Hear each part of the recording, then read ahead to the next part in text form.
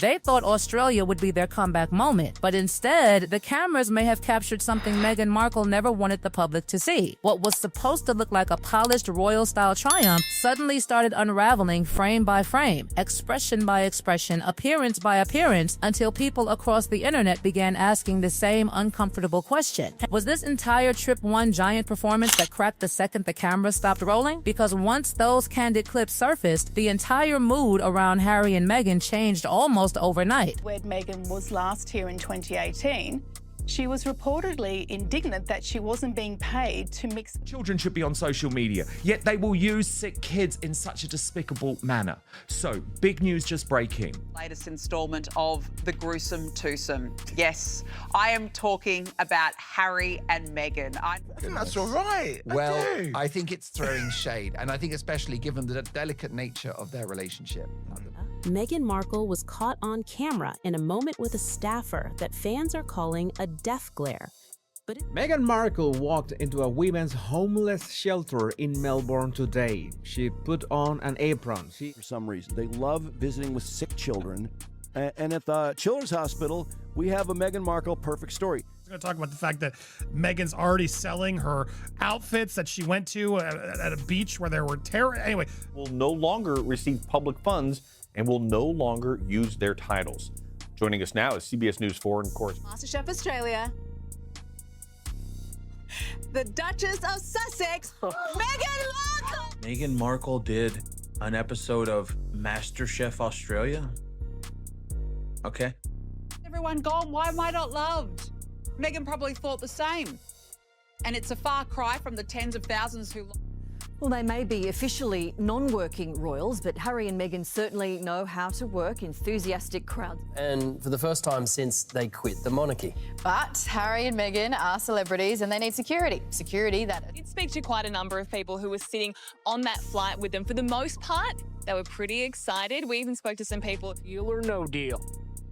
16 years later, the Duchess of Sussex is now revealing why she left during... ...is to get eyeballs on her to sell her clothes. And these people are being clearly used for that purpose. And they don't know.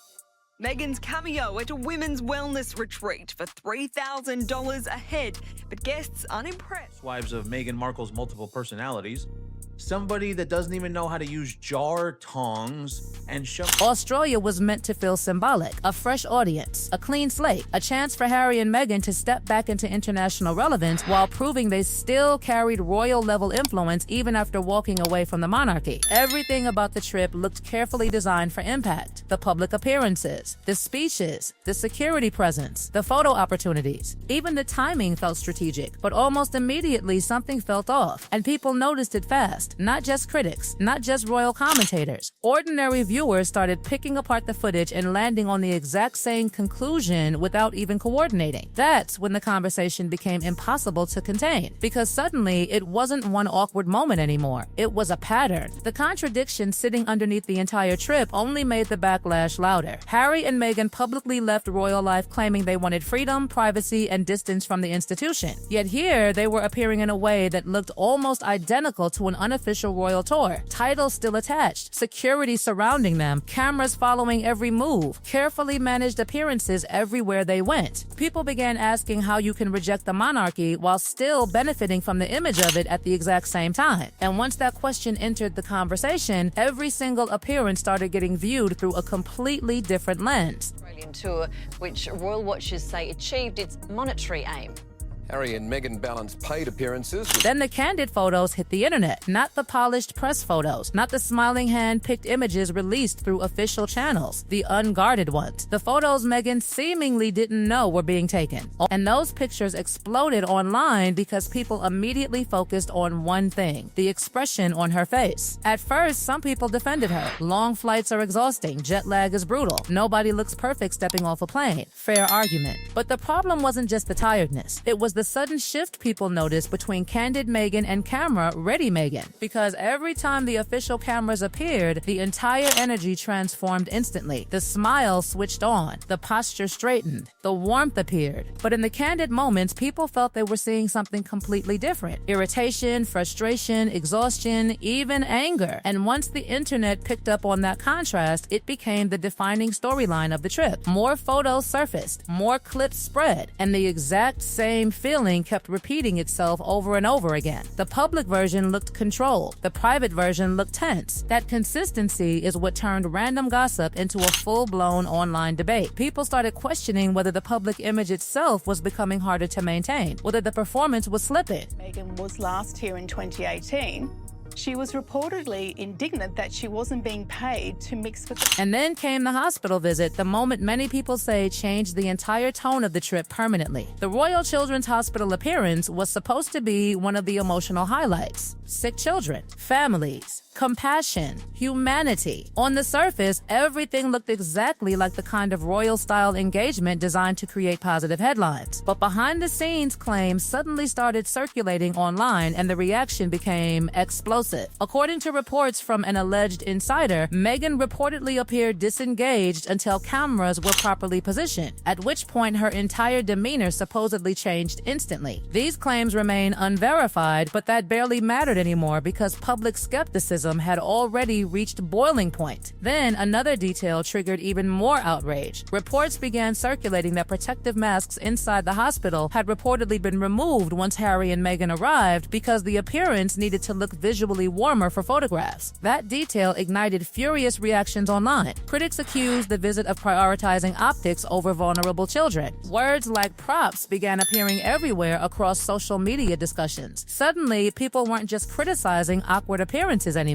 They were accusing the entire trip of feeling staged, calculated, and image-driven. And it didn't stop there. Another story quietly surfaced involving a private event where guests reportedly paid significant amounts expecting extended access to Meghan throughout the weekend. According to the claims circulating online, what they allegedly received instead was barely 30 minutes before she disappeared. 30 minutes. That detail spread like wildfire because it fed directly into the growing perception that every stop on this trip was being monetized while delivering the absolute minimum in return. Whether fully accurate or not, the damage was already done. The phrase cash grab suddenly started dominating conversations surrounding the Australia tour. What happened next may have been the most damaging moment of the entire Australia trip, because this time there was no dramatic close-up, no anonymous insider, no questionable photograph people could argue about. This time it was something far harder to explain away: empty streets. And for public figures whose entire image depends on influence, attention, and excitement, nothing exposes reality faster than a crowd that simply never arrives. Footage began circulating showing Harry and Meghan arriving at what clearly looked prepared for a major public turnout in Sydney. Security was already positioned. Barricades were lined up. The infrastructure screamed anticipation. Everything looked designed for huge crowds and loud excitement. Except when the cameras widened, hardly anybody was there. That image spread online instantly because critics treated it as physical proof of something they had been saying throughout the entire trip, that the fascination surrounding Harry and Meghan may not be nearly as strong as their branding suggests anymore. And suddenly, the comparisons to 2018 became unavoidable. Back then, Australia welcomed them like global superstars. Crowds flooded the streets. The atmosphere felt electric. But this trip felt completely different. Years of interviews, documentaries, public accusations, family drama, media wars, and endless headlines had changed public perception dramatically. People weren't looking at them through the same lens anymore. This wasn't blind excitement. It was skepticism. And critics argued that the empty turnout exposed exactly how much public opinion had shifted since the early days of Sussex popularity. What made the situation even more uncomfortable was the security discussion exploding around the footage at the exact same time. People began questioning why such heavy security and infrastructure were surrounding appearances that barely attracted anyone. The optics looked terrible. Critics argued it symbolized something larger, the appearance of importance without the public enthusiasm to justify it. And once again, the same accusation kept repeating itself across commentary channels and social media threads. Performative. Everything felt performative. By this point, the individual controversies had completely merged together into one giant narrative. The Candid expressions, the hospital backlash, the 30-minute appearance story, the MasterChef criticism, the empty streets. None of it existed separately anymore. People began seeing the entire trip as one long example of a public image slowly cracking under pressure. And that may be what made this backlash different from previous criticism. This didn't feel like one isolated scandal. It felt cumulative, like years of frustration finally boiling over all at once. Then the conversation became even more personal. Critics started questioning Meghan's entire rise to influence itself. They argued that before the royal connection, she was not viewed as a major celebrity figure internationally. Yet now she was being presented as an authority in spaces where people with decades of expertise struggled to earn similar recognition. Supporters pushed back hard against that argument, saying public figures evolve constantly and visibility naturally grows over time. But the criticism kept intensifying anyway, because people connected it back to the same larger contradiction surrounding both Harry and Meghan, rejecting royal life publicly while continuing to operate inside an almost identical royal-style ecosystem privately. And Harry's role in that contradiction may have frustrated audiences the most. Here was a man who repeatedly described royal life as deeply damaging, emotionally destructive, and toxic. Yet throughout this Australia trip, critics argued he appeared fully immersed in the exact royal-style presentation he once claimed to hate. The titles remained central. The security remained central. The status remained central. The imagery remained central. People started asking the same uncomfortable question over and over again. If royal life was truly unbearable, why continue recreating versions of it everywhere you go? That contradiction became impossible for critics to ignore. And underneath all of this sits the strangest part of the entire story. Despite the backlash, despite the criticism, despite the endless online dissection, people still cannot stop watching them. Every appearance creates headlines. Every clip sparks debate. Every awkward moment turns into another viral conversation. Even the people most frustrated by Harry and Meghan continue following every move they make. That's the paradox sitting at the center of this entire Australia trip. The public image may be weakening, but the attention remains relentless. And in today's media world, attention itself has become a kind of currency. But what this trip revealed more than anything else is how fragile, carefully constructed public personas become once reality starts slipping through the cracks. One candid photo, one awkward appearance, one missing crowd, one leaked claim. That's all it takes for audiences to begin questioning everything they're being shown. And once people begin seeing the gap between the polished image and the unscripted moments underneath it, that gap becomes almost impossible to close again, which is exactly why this Australia trip may end up being remembered as far more than just another controversial week for Harry and Meghan. For many people watching, it felt like a rare glimpse behind the curtain. And now that the audience believes they've seen what's behind it, they may never look at this couple the same way again.